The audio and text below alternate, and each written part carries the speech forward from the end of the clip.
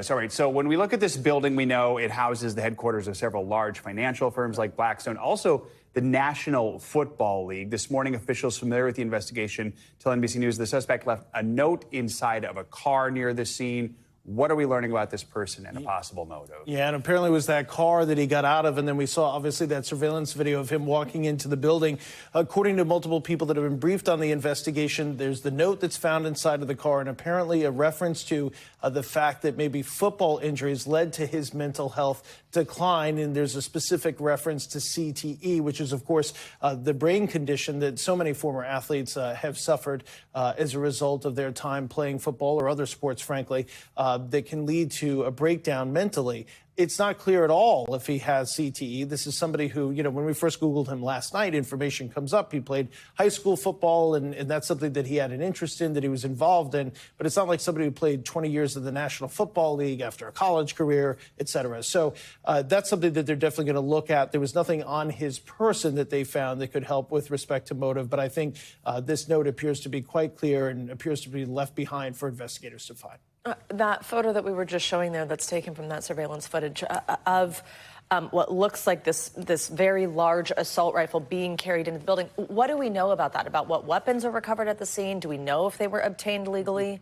Yeah, so Police Commissioner Jessica Tisch says that was an M4 assault rifle. So it's the same type of assault rifle that we've seen on so many of these type of shootings. Carrying it there is obviously illegal to have in New York City. It's not something that we see out unless a police officer has one out. Certainly would never carry it that way. They also found apparently a revolver as well as additional ammunition and magazines were found inside the vehicle, the revolver inside the vehicle.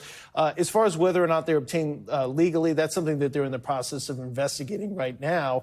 That is something in the past where we have seen, if there are additional individuals charged, that somebody sell them the gun that shouldn't have, particularly given his mental health history.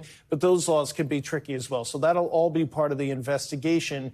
That's one of the reasons why we saw last night and heard on the radio transmissions, the NYPD was calling for its heavily armed teams because they knew what they were dealing with, and they knew that this was somebody who had a lot of firepower. Let's talk about the victims. We mentioned an NYPD officer lost his life. Officer Diterul Islam worked out of Islam but was on detailed assignment in Midtown last night. What are we learning about this officer and the other victim? Yeah, so out of the 4-7 precinct in the Bronx, and as we see, and frankly we see here at our own building, we have officers that are on paid details. Basically, that means that they are a member of the New York City Police Department. They show up in uniform, but the building or the company pays for that police presence. And at a building like this, with the type of companies, you know, you referenced Blackstone, other major multinational companies, you've got the NFL that's there.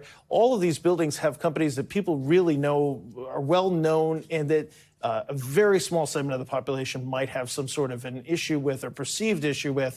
And so that's the reason why you see that uniform presence. Also, you know, that individual is going to be armed and has a potential opportunity to stop something like this. Obviously, when you have somebody come in and just start firing, it's very difficult for any officer. This is particularly difficult. This officer has 2 sons. His wife is pregnant with a 3rd child, an immigrant to the United States. And as the police commissioner said last night, doing, you know, what everybody has asked him to do, he died a hero, as she said. He's been with NYPD 3.5 years, no doubt. Everyone is paying tribute to him and his service. Definitely. Right. Tom Winter, appreciate your reporting. Thank you so much.